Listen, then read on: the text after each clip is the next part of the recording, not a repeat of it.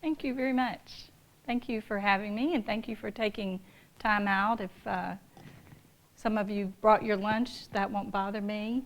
I'd like for this to be somewhat interactive, and I know some of y'all are way up there, so we'll try this. But you know, if I can't hear you, I might need you to repeat what you say or something, because some of you don't have a mic, and I'm down here, and I'm not supposed to be wandering around. So I'm here. I know that most of my background has been in working with children with special needs, children with autism, but my life journey has really created my education, so to speak. You know, we traveled this road together as parents, and we just, sometimes we feel like we're flying by the seat of our pants, and you know, children aren't what the book says. You know, you can read 1,000 parenting books, and I have probably that many. But it comes down to ourselves and our own experiences. So you know, I have one daughter, and I have 3 very young grandchildren. So even though I've had a lot of education, and I've worked with a lot of parents on parenting, and parents in high conflict child custody matters, and trying to calm down the house, my own experience and the work I do with my grandchildren probably is teaching me more than any book. And it's the same way with you. And so that's why with this particular topic, calm, confident, and in control, it's actually meant to be like an 8-hour parenting course. So I have taken out about 2 hours. I've gleaned about 2 hours of the most important parts. And I feel like those are, if we can keep ourselves calm, and if we're confident about our parenting, then we will be able to have a calm and peaceful and in control house. I don't mean you are the giant controlling your house. I mean your house is calm and peaceful. So that's what I wanted to do today. And I think, there we go. So first of all, the audience, we have parents, grandparents, and children. Grandparents, you brought your hey, are we come on down. I said, come on down and help me teach this class. How many of you have preschool children or grandchildren? How many of you have elementary? Okay. Middle school? And high school? Okay. I'll try to reach everything up. Most of what I say is applicable from womb to getting them out of the house. That's our goal as parents. If you would think for a minute, if there's one thing you would like to hear me say today, think about it for a minute and see if there's something. I want to make sure that before you leave today that I have answered some of your questions. And if not, I can stay or email you a thought later. So is there one thing that made you come to this workshop, Calm, Confident? Yes, ma'am. Wanting help. Help. Yes. Oh, good. Help, ideas, and hope. Yes, I think you're in the right place for that. So, anybody else have a thought? Okay. Well, as we go along, you'll have an opportunity to participate. So, if you think of something as we go along. So I decided to start with calm, and this is what we'll be looking at. I think there were handouts, so hopefully you got handouts. I'm not going to go over everything on the handout, but it will give you a resource to go back and look at. So before we can really have that goal of having a peaceful and hopeful, calm family environment, we need to look at our own selves and our own parenting philosophy and understand the importance of healthy parenting relationships, and then how to balance that out. Because what makes us crazy is not always our children, but life itself and how we are involved in so many things in this day and age. And then we're going to certainly, throughout this first little piece, we're going to talk about your long-term parenting goals, because we have to have a plan for where we're going if we're going to get to that point. Some of you are in middle and high school, and it's not too late, because you do have, your major goal is to get them out of the house without killing themselves or you. This is the first parenting tip, and you got a little sheet on these parenting tips. But you do have the wisdom. We all have the wisdom to parent our children. They're ours. They've been entrusted to us, and it is our job to parent them into adulthood. And we really do have that wisdom. Sometimes we second guess ourselves, but we do have the wisdom to do what each of your individual, unique children are like.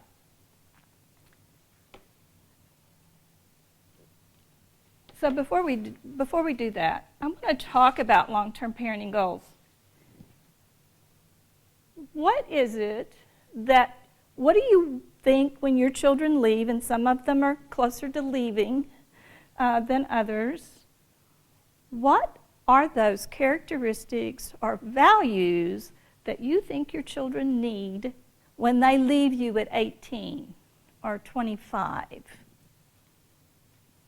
Where are we going? Yes? Confidence. Confidence and a sense of adventure. Yes? I want them to have a good moral compass, but also self-sufficiency. They need to literally know how to take care of themselves, and that even means small things like cleaning the house. Right. So that moral compass, right from wrong, but also, I call them life skills. How many kids go away to college and they don't know how to do their laundry? A lot. Most of them don't know how to cook. Well, that's our responsibility. Anybody else? Problem solving. Absolutely. So critical. You brought up some traits or character traits that all children need. And so I would encourage you to sit and write what it is that you see your children at 18. What are those? That moral compass, being able to say no when that's appropriate, how to take care of their own bodies, how to grow up, interpersonal skills, all of those skills. I went to a seminar one time, and there must have been 150 people in the room, and the presenter said, okay, write down 10 character traits that you would like to see in your children. And it was very difficult for that group of parents to do that. So I always am very mindful of looking at where we are and where we want to go. Because with those long-term parenting goals, you are going to be focusing back on those goals for everything. If you want a peaceful home, go back to your long-term parenting goals. If you're going crazy with sports and all these different activities, reference back your long-term parenting goals. So either if you're a single parent or you're co-parenting, or you are living in the house with your child's other parent, sit down with that other parent. Take this home. And I'm very serious. It's a very helpful exercise. And then put it on your refrigerator. And pick one of those every week to make sure you are focusing on those goals. And I alluded just now to taking care of the parenting relationship. And again, sometimes we have single parents, and so you may be co-parenting. Regardless of where you are, that parenting relationship is so critical. I mean, you sometimes stress in the home happens over the incongruencies over parenting. Sometimes usually we marry. I've been married 44 years, and I don't think I had a conversation with my husband about parenting styles. So we don't really talk about that until we get into, we have this beautiful nursery. We've spent all this time on baby showers. oh my goodness, I have a baby and now what am I going to do? And we really haven't discussed how we're going to parent this child and our values and everything that we're going to teach this child. And so it starts way back, but it's not too late. I do this with parents all the time, and I do this with couples who are in high conflict, or just couples who are feeling that stress in their home life, their home marital relationship. So let's get it back on track. Let's put in some of these strategies in your home and philosophies so that you're on the same page about your own parenting. And so it says that the parenting, that relationship is the emotional heart. So we have to make sure that we are focusing on that relationship so that your parenting relationship will be well balanced. So whatever we have to do to make sure we carve out time for your children's other parents so that you're spending that time with them. And then the other person that gets really neglected is you. You know, we're in that parenting journey. We're trying to give our children all of these wonderful experiences in life, and there's school, and there's birthday parties, and there's ballet, and there's this and that. And then we're exhausted. And so we can't really get to that calm place if we're so exhausted. And so we have to, and parents will tell me, they'll sit in my office, I can't do that, I don't have time. Well, you have to make that time. Because if you don't, are you the best parent that you can be? And so my advice is always to take one thing this week that you can do, even if it's 10 minutes of sitting outside or telling the children, if you can leave them long enough, that you're going to go take a 10-minute bubble bath just to get away for just a few minutes. If you begin to do that once a week, maybe you can find a few minutes every day. We have to recharge. We are going to be better parents and better able to come up with consequences or how to handle different situations, helping children process if we are the best that we can be. So do you all have a New Year's resolution that you've made to take some time for yourselves? We all make them, but and sometimes we get to a point where we won't. But this is one of the most important things you can do is make a resolution for yourself. And don't think you're being selfish, because you're not.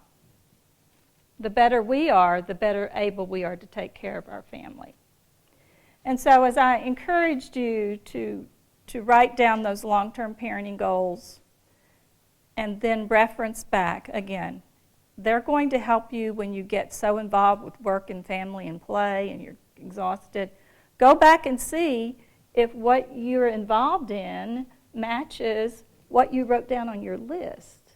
It helps you to prioritize your daily schedule, your weekly schedule, where you're going on vacation, the activities that you are involved in.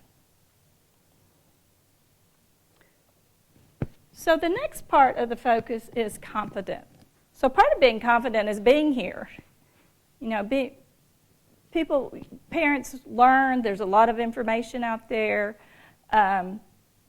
but in order for you to be confident, sometimes you need to bounce it off of another person or get in a chat room. You just have to be careful about making sure that you're getting good advice. Sometimes we have well-meaning friends who want to tell you how to do this or do that. That might not be what works for your family. So being here and availing yourself of good, well-researched information is going to help you to be that confident parent. We're going to talk about temperaments, because there's some things we can't change about our children. We can't change that about our spouse or our child's other. We can't change temperaments. So what do we do so that we can all get along in the same house? And we're going to talk about nature and nurture and how that balance and how you can bring that balance into your children's lives. And then we're going to talk a little bit about connecting through communication. So how many of you have had a parenting class? Gone to an 8-hour parenting class? Anybody gone to an 8-hour parenting class like Love and Logic or, yeah. So parenting styles have been around. There are a lot of different ways we could talk about parenting styles.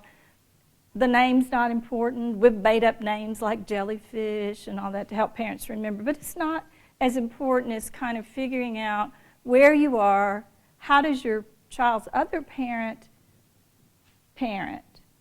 and how can you get to that middle where you are teaching children are feeling very secure about problem solving, about making mistakes. So parenting styles. So what do we think the angel is? Or the fairy, I'm sorry. The fairy is.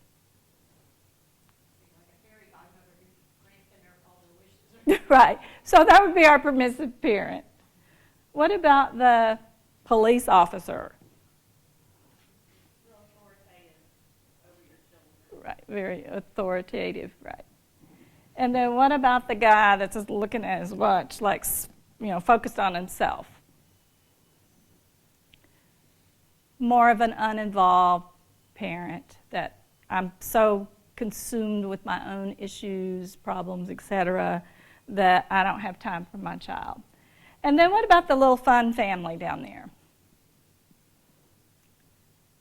Well, that's more of your democratic or authoritative family. That's balanced. They're having fun. But they're still they are engaged with their children. So permissive parents. As we look at these are your parents they're going to have difficulty setting limits because they want everybody to be happy, and like you said, they want to grant everybody's wish. They're easygoing sometimes, but then sometimes they have to come in with the heavy hand.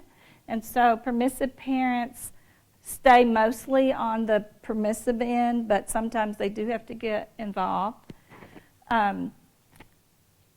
They have routines that tend to fluctuate. I don't really want to go to bed, or I want to watch this movie. Can I just watch one more movie? Then the permissive parent would say, what? Okay, just one more. What would that hurt?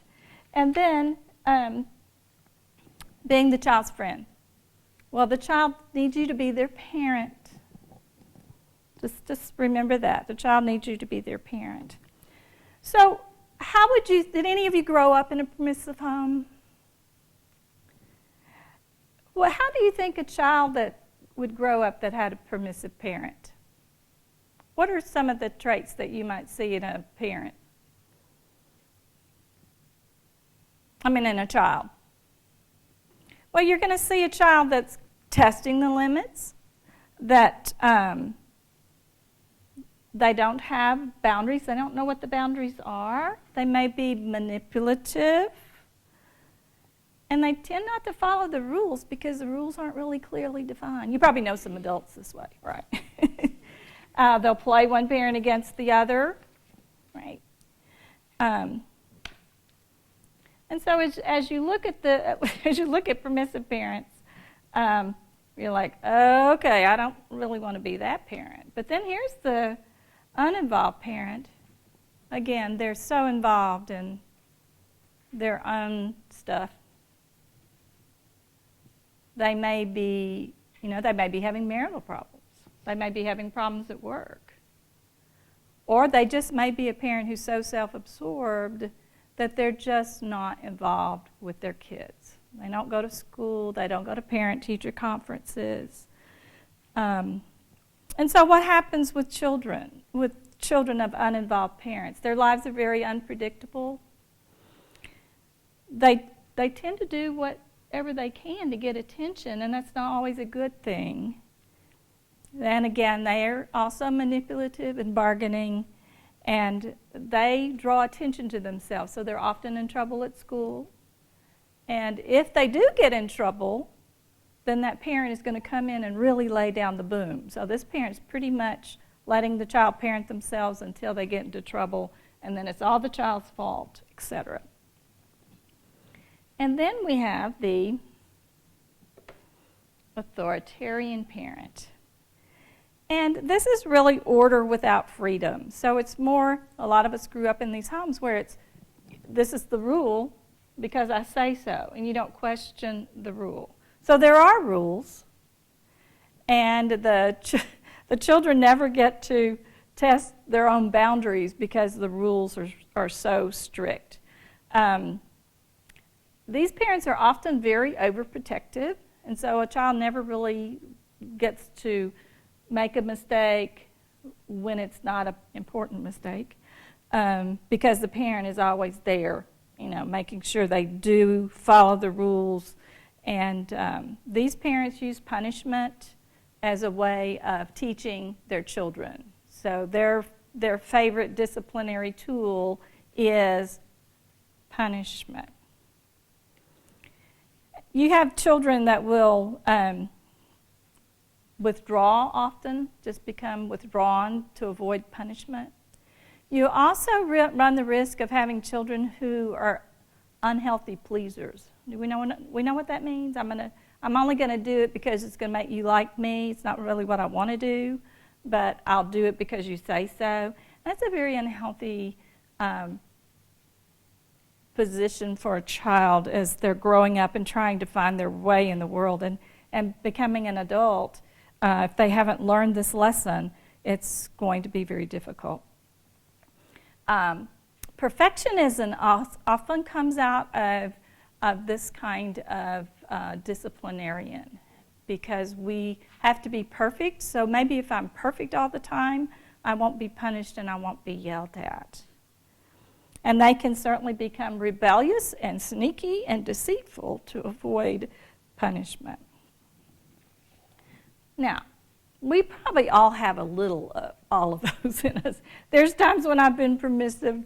I don't think I've ever been an uninvolved parent, but I have been overprotective. And so we all aspire to be this authoritative parent where there is a balance between order and freedom. That's where you're getting the self-control, the ability to process. You have established rules in your home, guidelines, and they're very clear, but they're also very fair, and they allow children to make choices and make decisions on their own. Nurturing, forgiving, so that the child is not afraid to make a mistake, and they know that they'll learn from their mistakes, and most of all, they know that you're there. You're going to be there with them. Regardless of what happens, you are going to be there with them. They certainly have clear boundaries, and they learn to be assertive instead of aggressive. And these parents use discipline to teach. So everything that comes up with a child and our child-parent relationship, it's an opportunity to learn something. It's to teach. The word discipline means to teach. Punishment, you may be teaching the wrong message. So we want to make sure discipline is okay, but we want it to teach. So again, we're going to go back to what it is we want to teach. It all works together. You have to go back to, you have to be calm to think of what it is. My child just spilled milk all over the floor. Are you going to get angry and yell at him? Or are you going to say, whoopsie, let's get a towel and clean it up? So it's all the way that you approach with children. So children of autocratic or authoritative or democratic parents, they feel free to explore their options. They also feel okay about questioning you respectfully. It has to be respectful. They learn to set their own boundaries. They tend to be cooperative. and they're willing to expend the effort to resolve their own problems. And they learn to communicate effectively with others because they're not afraid to talk. And so it's that open line of communication.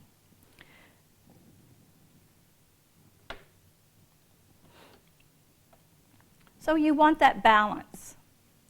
So a healthy home is a home where there is a balance between order and freedom. You don't have a parent at one end of the spectrum and another parent at the other end. We are together, we are balanced, and you can see by the slide that's up there that you have that warm, it's a warm home. And your responsibility is to see that your children are disciplined, but you have a choice in how you discipline your children. And if you set up your rules and involve them in the rule setting, etc., you probably won't have to discipline them. So the idea is that we keep them talking, and we're going to talk in just a minute about communication. But the main thing is, throughout all of this, that they're going to make mistakes. You're going to have to come up with a consequence or some way to discipline them. But you're going to make sure that that's warm and nurturing, and that regardless of what has happened, you still love them no matter what. That message, whatever you do, that message has got to go through. And we all feel, I mean, this talks about children, but we all feel better. We all do better when we feel better. If we've had a bad day, we're not going to have a very good afternoon.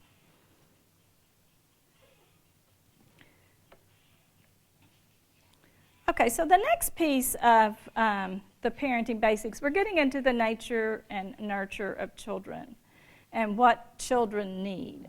So as we look at this, the pyramid, the very basic level of that is what we all have to do as parents. There are some parents who don't do this, however. There are some children who are neglected out there.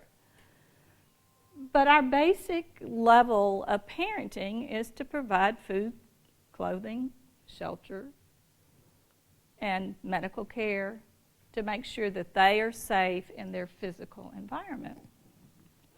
The middle level is that positive interpersonal relationship.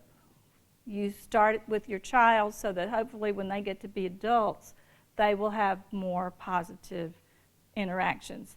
And that has to do with developing trust and knowing that you're there and being in a predictable home environment so that that whole level is about feeling good about where I am so that I can reach out to others and to interact with others in life. This is a level where they're validated. You validate them, and you continue to guide them. You discipline them in a balanced way so that they feel really strong at this level. Because the peak of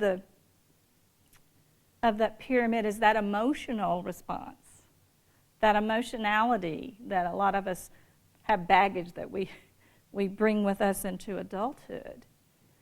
But we have to do that middle level well so that the emotional piece at the top, the children have what they need at whatever developmental stage they are. So your infant needs to know you're there and you're going to be responsive. That's, they need to feel that comfort and care.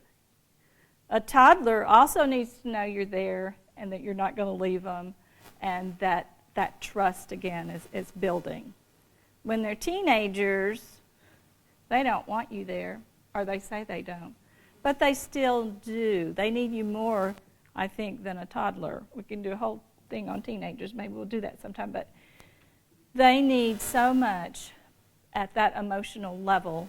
And if they haven't gotten it before, it's going to be really hard. And you've got kids who don't want to go to school, or who certainly don't want to talk to you. They haven't learned to share. Share to communicate with you. or share either one. So it can make that teenage years really difficult if we are not paying attention to developmentally what your child needs emotionally at every stage, and realizing that some children are really smart. We've got kids at 4, 5, and 6 coming to school reading, and they carry on a conversation with you, and you're like, where did that come from? I've been telling them stories of my 6-year-old grandson that he is the same. He is so smart, and I look at him and go, you're how old? So we have to be very careful that we're not thinking that we're talking to an adult when developmentally this child is 5 years old or 6 years old, or this child is 13, or this child is 15, because their brains develop at such a different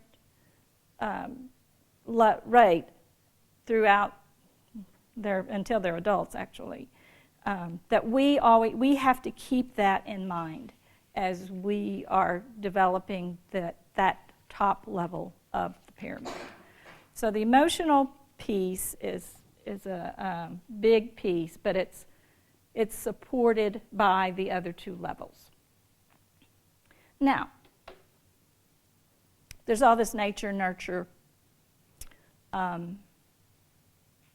conversations going on. Was a child born this way? Did I make him this way? So there's a lot of theories out there about nature and nurture, and it's just, we know we're born with certain things, right? We're born with, the easy things are what? Hair color, eye color, the way you're built, etc. Those are physical, and we know that's how we're born. But the other part can be a little bit more difficult. We are hardwired. Our personality is our personality. Our temperaments and behaviors are our temperaments and behaviors, not necessarily. That piece, we're not going to change. If your child is moody, and was moody from the day he was born, if he's sensitive to light, he's probably going to be sensitive to light when he gets older. If he cries a lot, he's probably going to be a feisty child. So there are certain characteristics, and there's characteristics, and you look at your family and say, oh, Aunt Susan acts this way. Well, and your child acts the same way, and she's not ever around me. Well, that's a temperament characteristic that we're not going to change. So I've just picked out three to just as an example, because we can kind of fit, our children won't fit in these exact categories, but most of your children have a number of these characteristics that you could say, oh, yes, my child's the flexible child. Yeah, we'd all like to have that flexible child. Easier to toilet train, right? They'll eat anything, not as many. All toddlers have, children go through stages where they have eating problems. So just because your child's having an eating problem doesn't mean he's not a flexible child. It just means that we got to get through this stage. It's easier to get through the stage with this one than it is the feisty one. They're very adaptable to change. These children, you can go into another room or environment, they're okay. You can change their nursery school, and they're not as bent out of shape as the more feisty child. They do have these are still fun kids. They still have an outgoing mood. They're just easier to kind of calm down, and they quickly will go through some of the developmental tasks that they need, like the terrible twos. Maybe shorter with these kids than with my next favorite, the feisty child. These children, you can tell in the nursery. You can see these children in the nursery. They cry a lot. They're sensitive to, they're pretty sensitive to environmental stimuli. And you know these kids. They're bigger than life. You know, I can tell you, this is my oldest grandson. He was born with crying all the time. We walked him. We can never get him to sleep. And if you got him to sleep, it would be for 30 minutes at a time. And if you went in the other part of the house and opened a door or even a newspaper, he would wake up. So he is a feisty child. You know what he's thinking, but he is bigger than life. So you all know these children. They're very intense, high activity level, usually very smart, but they're just, they're fun to be around and to watch develop once you get through all the crying. I understand. I hear it every day. So, and then the slow to warm up child. This could be considered the shy child, but they are, they're really more easygoing. However, they're slow to warm up. Once they get comfortable in an environment, generally they're comfortable. But right at first, this is the child you've got to prepare before you go to, visit Aunt Sue or whatever, or because that child's going to sit back by themselves. So they, they're not going to, not likely to be, they're more likely just to withdraw instead of come out against whatever you're wanting to do. So they don't really speak up for themselves as much as the other two children. So, we all have children, right? Did anybody recognize their child in some of those? And again, they're not going to be exactly perfect because they're children. But the other part of this particular theory is a goodness of fit, and that's where we come in as parents. We can't change the way they are hardwired. We shouldn't really try to change the way they're hardwired. We also have a temperament that we were born with. And a lot of times our temperament doesn't match our child or one of our children. That's where a lot of the problems happen, because you see yourself in that other child. And you're like, oh my goodness, what can I do? I don't want that child to grow up like me. So it's up to us as adults to recognize that that is a temperament, that we can't change it by any amount of discipline. I'm not saying that they can't learn to follow rules. I'm just saying that we're not going to change their temperament. We're going to change the way we interact with them. We're going to set up our rules and the way we involve them in making decisions, how we use some of the tools of redirection, etc., because those are what work for children. We recognize that they are unique and different, and it's not a one-size-fits-all. We are not going to take a parenting book, and I brought some of them with me today, and find the answer to that particular child, because goodness of fit, it's us. How are we handling that particular issue that child is having? Can we handle that another way? So goodness of fit is very important as you think through this later this afternoon, and temperaments. So again, they're watching us. We're modeling for them. We are their teacher. We are the best teacher that they'll ever have. And that puts pressure on us because we have to model respect. If you want respect, your child, you come into my office and tell me your child's not being respectful, then tell me what that means. Tell me what that looks to you. And it's possible we're not talking to them in a way that respects their uniqueness and understands their temperament.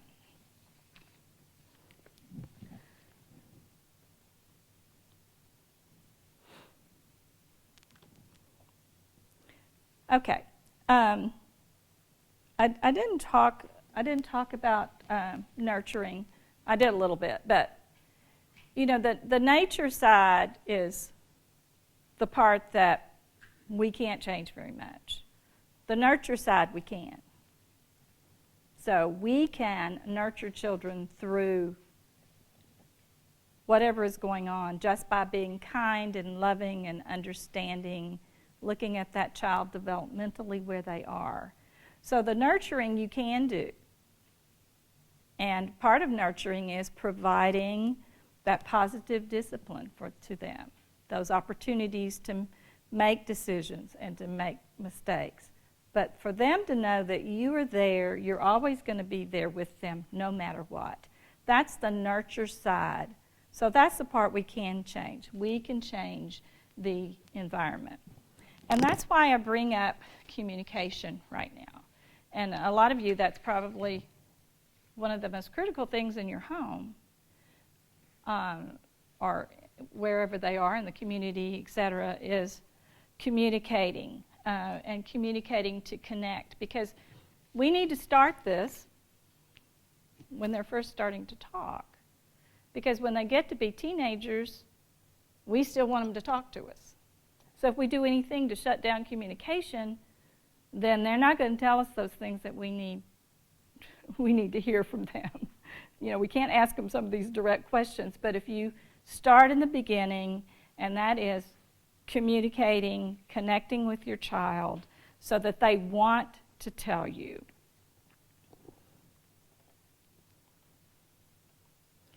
So communication should be based on respect and skill.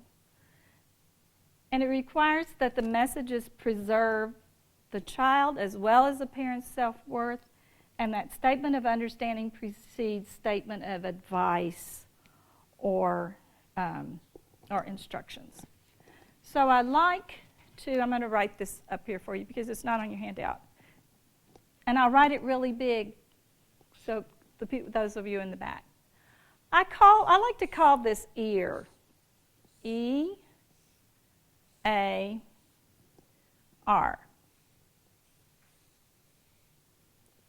And that E is empathy.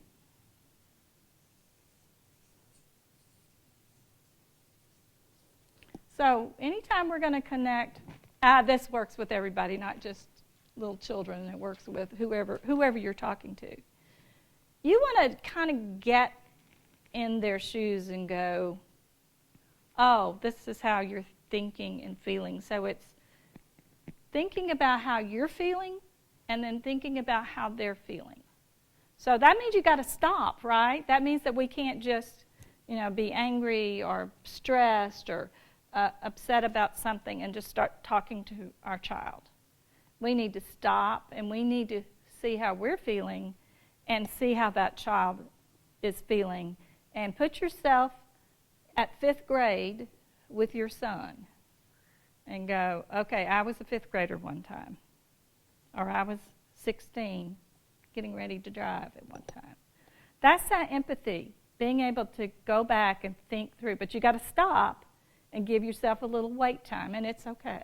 You don't have to deal with it at that very moment, and it's going to have a much better outcome if you do this. So the next one is attention. The A is attention.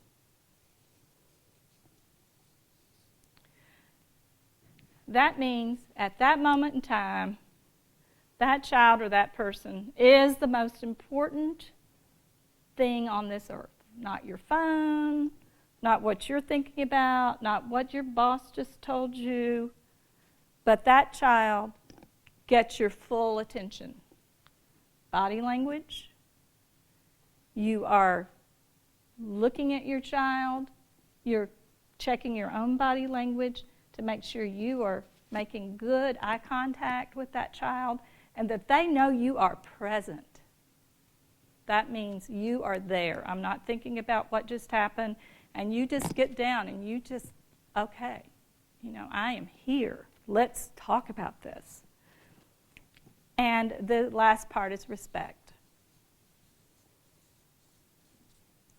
So if we're giving them empathy, attention, then we're giving them respect. And after that, it's not so much the message as you have given them a listening ear, you have shown them that you're interested in what they have to say, and you make it okay for them to tell you whatever it is. So we could stop now. If everybody would do this, would communicate in this way, I know the world would be a lot better, and certainly we as parents would go a lot further in being able to reach those long-term parenting goals that you're all busily writing down. So, if you do this, then everyone feels self-respect. Everyone feels validated. And that empathy has to come before they're going to hear any kind of advice or correction that you may be just about to give them. So again, we're going to respond to their feelings and not their behaviors. So it's more about how that child is feeling than about what they just did. We certainly want to correct and help them make a better choice next time, but the only way they're going to do that is if we are paying attention to their feelings. And it's okay to say or even interpret their feelings for them and just say, you're really angry about that. Let's talk about it. So, or you say, are you angry, or did that make you mad? And that way they can say, no, it didn't make me mad, but I just don't want to do that anymore, or whatever. So you're not telling them the feeling, but you're actually saying, is it this or is it that? When they get older, they'll be able to just tell you what it is. Sometimes we just have to wait when they're so upset. They're not going to hear you anyway. So sometimes we need to everybody calm down, and then we can deal with the upset, the hurt feelings. So like I said, it's really okay.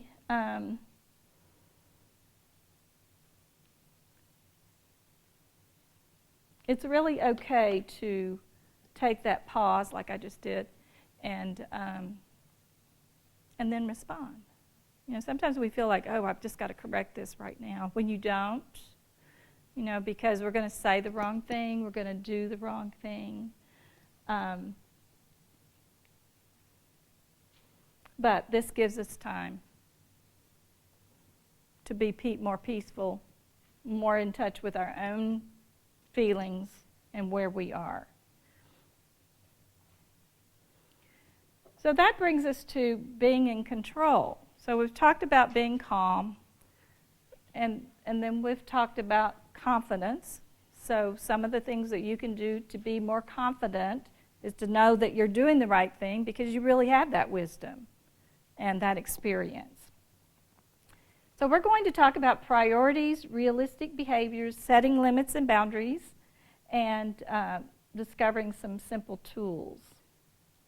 Redirection is certainly one of the most used, helpful parenting strategies we have. If we can redirect them into another activity or, playing with another toy when the brother or sister or friend wants it, then we have allowed that child to make a better choice at that time.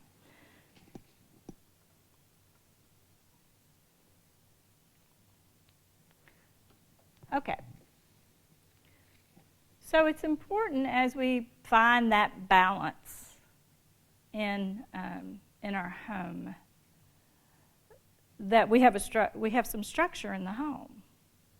A lot of times kids do really well at school. Why do kids do good why are kids better at school than they are at home? Sometimes they act better, they follow the rules, they get A's in conduct, but at home, they won't do anything you say. What's different about school and home? It's not personal. The whole group has to. Right, okay, it's not just the child. Yeah, it's, right. It's not, right. The whole class. So schools have rules. They're predictable. If you run in the hall, you're probably going to get some kind of consequence. If you destroy somebody's notebook, you're probably going to have a consequence. So when we talk about setting limits and boundaries, we have to have some rules. If you're a permissive parent, that probably doesn't go over very well. So we have different ways of looking at, I'll go through this. I think we have time to do this. Negotiable rules and limited choices, logical consequences, and possible time out. Okay, so there are two kinds of rules that you can have in your house. Rules negotiable and non-negotiable, and you need both kinds. So what would be, with a 3 or 4-year-old, what might be a non-negotiable rule that I've got to do this every time? Say it again. Oh, that, yes, don't run in the street. That is a non-negotiable rule that will always be a non-negotiable rule. Bedtime, those kinds of things. So those are things that are non-negotiable rules. And then we have negotiable rules that, you know, if you want to, if your rule might be pick up your toys before you go to bed, the negotiable part of the rule might be you could pick them up before dinner or after dinner. And sometimes a negotiable rule, a non-negotiable rule with a 3 or 4-year-old could become a negotiable rule with a teenager, like their bedtime.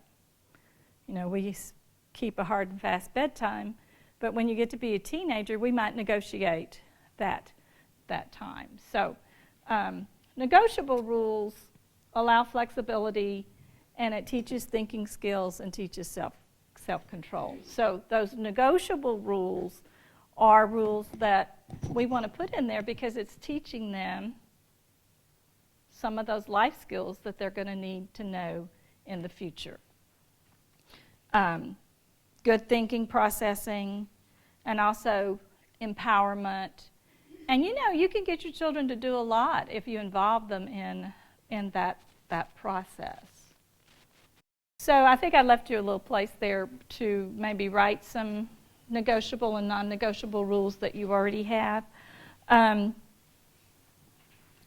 So as we look at these non-negotiable rules, these are important because sometimes there are some behaviors we need to change or some behaviors we need to reinforce. And also just to keep the boundaries pretty firm on some things. Like you probably have non-negotiable rules, like you don't let your children hit each other. I mean, they might do it, but it's probably one of your rules.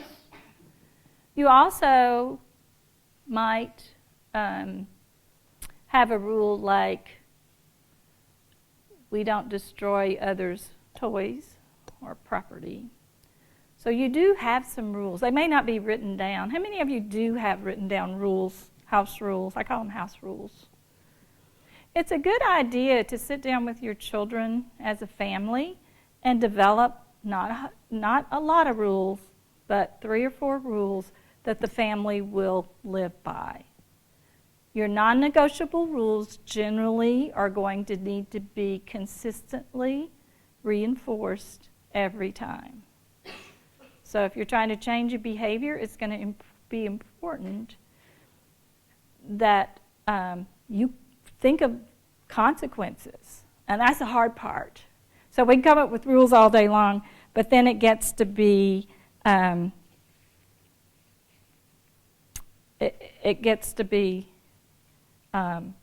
more difficult in the moment when you're trying to come up with a consequence. But we're going to talk about those too.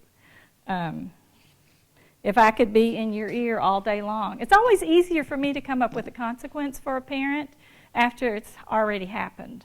And they call and say, this happened, blah, blah, blah, blah, blah. And I said, well, did you do blah, blah, blah, blah? I don't say it like that. Next time you might consider doing this, because it's so much easier for me as an armchair quarterback to tell you how to do it than you yourselves in the moment. Okay. So consequences, these are the 3 R's of consequences. Have y'all heard this? Some of you probably heard this before, that if we could stay within the 3 R's, our consequence is going to teach something. That's what we want. We want to teach. So it needs to be related, reasonable, and respectful. So if you ground a child from their iPad for a week because they didn't clean up their room, is that related? So we could come back, it may not even be reasonable. It might be respectful if you gave it to them in the right way. But we need to look at each thing that the child does and see if we can make it related, because the more related it is, the more learning or long-lasting learning is going to take place. So if the child won't get up and go to school the next day in the morning, you're having a lot of issues with whining, and you go and wake the child up, and you go back 5 minutes later, they're still in bed. So you're late getting them to school, and you're late for work, and you have a terrible day. So is the child, by the way. So to make that a related and reasonable consequence, you would set their clock back the next night. That's related. They have to go to bed a little earlier, and they don't want that. So that's how you can relate. So if they don't eat their dinner, they don't get a cookie or something like that. So try to relate it. I had a parent one time whose child just got her driver's license. And in the state of Texas, I think it's still the same way, in the state of Texas at that time you had to drive for 6 months, I believe. You couldn't have another child in the car with you for 6 months or something. So he came in my office and said, I took her keys away for a month, and blah, blah, blah, blah. And he was just going on and on and on. And I'm thinking, okay, what happened? Well, she took Susie to the mall, and she's not supposed to drive. And I said, well, let's think to start with, a month was punishing to him, because that meant he had to drive her everywhere. And so maybe a week might have been more reasonable. And another thing he could have done was had her research about accidents with children driving, And so he was like, okay. So then we figured out a more reasonable and respectful way. So if you get, like I said, if you get out of that anger mode, you can actually come up with a consequence that is going to teach something that you want your child to know when they leave you and you're not there, when they're driving reckless, etc. And again, when you involve the children in coming up with even consequences, it's going to be a lot. They're going to be empowered. They're going to buy into it. It'll be longer lasting. Using timeout. Timeout, a lot of people use timeout as a punishment in that you just banish your child. You just go, get out of here. Go sit in timeout for 5 minutes or 30 minutes or whatever. We prefer to use timeout as an anger management tool, because the goal of timeout or anger management is self-control. And that's what we want to teach our children. Hopefully some of you wrote that down, because a lot of us have trouble with self-control. And so what do you want your child to learn from whatever just happened? Sometimes we need that space. Sometimes we need a timeout more than the child. The child may already regret whatever they did. Whatever they did at school doesn't need to be punished again at home, because I assure you they got the message at school. But sometimes we think we need to intervene. And so timeout is more of a positive timeout. It looks like we both need to cool off for a few minutes. You can go to your room or go sit on the sofa, and when we're both calm, we're going to talk about it. And so it's a shift. And you can do it with setting a little toddler on the wall, not a toddler, but a 3 or 4 year old on the wall. Toddlers don't understand that, but a 3 or 4 year old understands that they need to think about what it was that they did. And then how might I do it differently? So the key to timeout is everybody calms down, we learn some anger management tricks, and we learn, and we can come back and say, this is what I would do differently next time. And so that component is important to time out. And so I like to do this little activity that'll help you remember about calming yourself down and saying that it's okay to calm yourself down. Give yourself time before you deal with that behavior. Some parents feel like, I have got to deal with that behavior right now. And I've always given parents permission to take a pause, take a deep breath, get in touch with your own self and your own feelings and why that is frustrating you before you lower the boom, so to speak, on your child. So everybody put their fists up like this. Thumb in, and then cover your thumb with your fingertips. And so this is you and this is your child. So this is your brain. So inside all of our brain is like that little toddler or reptilian brain that is the seat of all emotion. It goes ungoverned, a lot of times. So when we get angry, as all people do, all human beings do this, when you get angry, that anger is coming from here, from that seat of the amygdala inside your brain. And then we have the cognitive or thinking part of our brain. So those are your fingers. So when your child gets upset, they lose control, right? So this is the governor. This is the governor, so to speak. They lose control. So they flip their lid and they expose that reptilian brain, right? They're not thinking. They're not hearing you. You can talk all day long. They are not hearing you. And then you flip your brain, your wise mind, and what happens? You are talking to your child with emotions, anger, frustration. The child is emotional. So there's nothing good going to come of this until we do something. We model our own anger management skills, and we take a deep breath, or we say, I need a minute.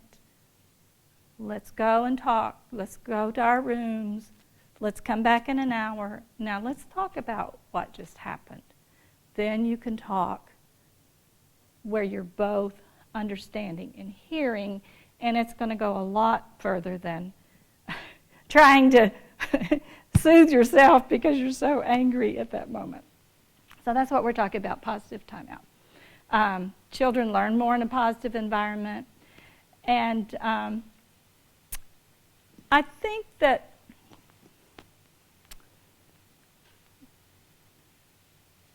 we're going to go on, and then I'm going to answer some questions. So this parenting tip is about what you're doing right now, is keeping your toolbox full. It is availing yourself of parenting, good parenting information. But I advise you to make sure it is good, well-researched. I asked my daughter, who's 36 years old, well, how do you and your friends get your information? Well, on our phones. So I go about developing some little parenting apps and stuff for the phone. And I'm thinking, there's a lot of information out there that, you can have people tell you to do something with your child, and you feel it in your stomach, and you go, oh, that doesn't feel right. Then maybe it's not it's parenting strategy that's going to work for you and your family. You have to use your own self. You have to use your own self as a barometer to make sure that what you're doing is respectful. If it doesn't feel respectful to you, it is not going to feel respectful to your child. And always, don't forget that it is fun. You do survive it.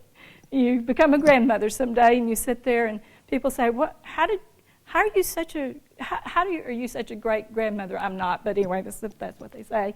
And I said, well, I've learned to zip my mouth. If she wants to ask me a question, she will ask, but I do not ever tell her how to parent her child. And then make sure the message of love comes through, regardless of what you do. Let's see. There we go. And so could I take some questions?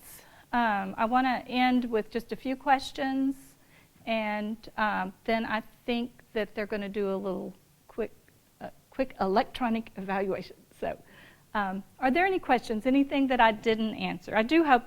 I hope, because someone said you want to leave here with hope. You are great parents. You have what it takes. You're not messing your kids up, even if they're 16. As long as you can communicate and find a way to connect with them, then you have hope.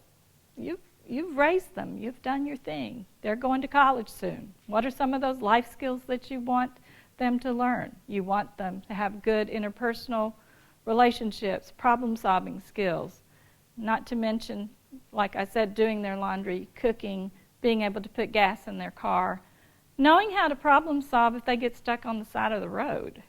Do they know how to call 911? Can they think through a crisis situation? Have you allowed them to have a crisis and know how they handled it? Did you stick with them during that crisis so they knew that no matter what, I have a support system at home. I know they're there. So are there any other questions that I might answer for you? Yes. I have a question. You talked about what works for one child doesn't work for another, but you need to have consistency within the house. That's difficult for me. A consequence for one of my children may have no effect on the other. But then how come he only had to do this, but when I did that, the consequences aren't the same. But I don't know how to make them even while still affecting the child. Right. So sometimes there are consequences that you're going to say, this is your consequence every time, no matter what. So if somebody, I'm trying to think of one, but there are some consequences that would be the same all the time. But you realize because your children have different temperaments, that absolutely a consequence that works for one isn't going to work for the other. That's why when you involve them in that process, so you don't give that consequence at that moment in time. You come back and you say, okay, remember that little problem we had before school this morning? Let's sit down and talk about it. I'm here. I want to hear. And so what he's going to tell you he needs to do to fix that is going to be different than that other child. So it doesn't always have to be a punishment. And they're going to be harder on themselves than you'll ever be. You don't load the deck and say, do you want to do A or B? You just leave it up, well, depending on their age. Right. Leave it open for them to fill in the consequence. It depends on what it is. That really depends on what it is. I mean, you can do A or B, like if a child is refusing to get in the car and buckle their seatbelt. I don't remember how old your children were, but a very young child, you could give them the choice of, I'm going to carry you, or you can get in the car by yourself, and they'll want to get in by themselves. So older children, so choices would be, I see you're watching TV instead of doing your homework.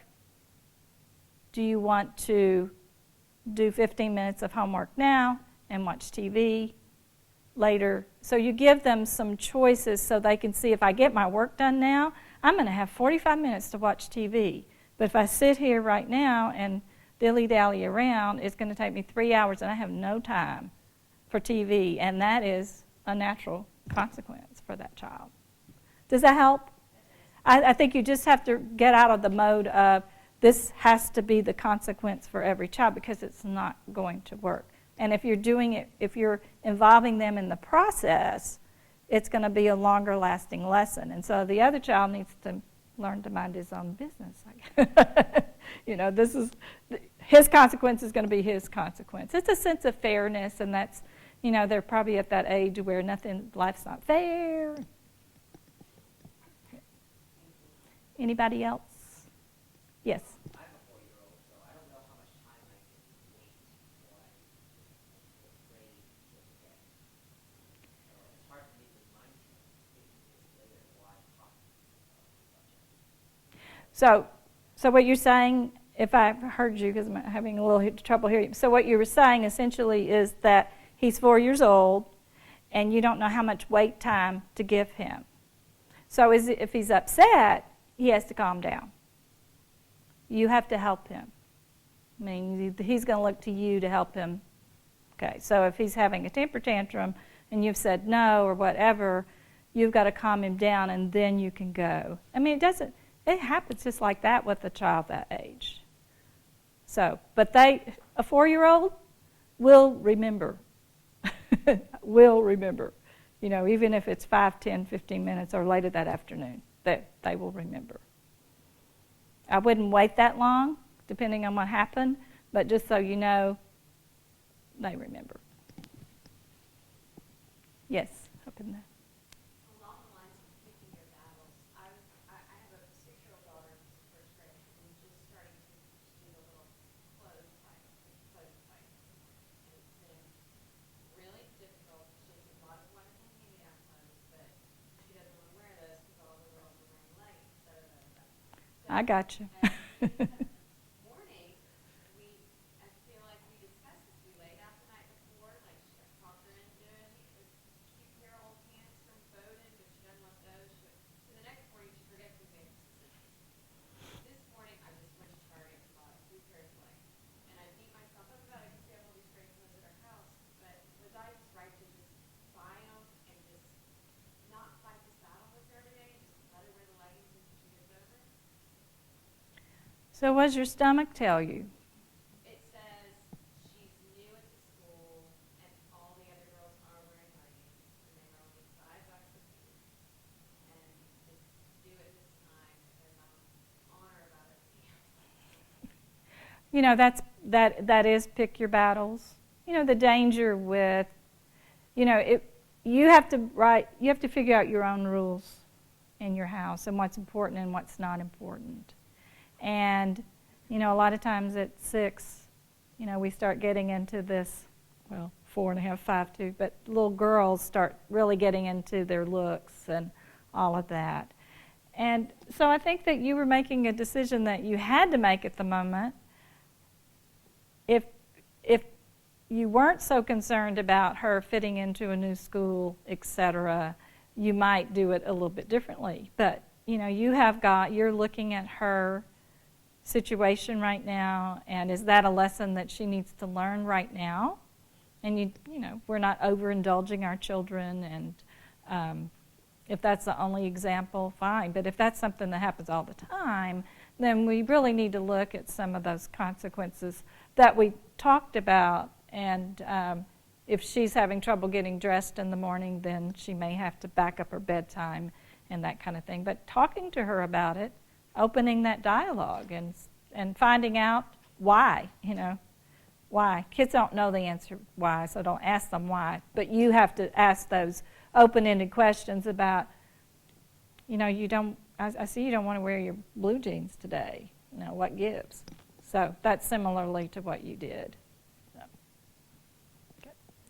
It's not easy. There's not a set answer for every child, and even within the same house.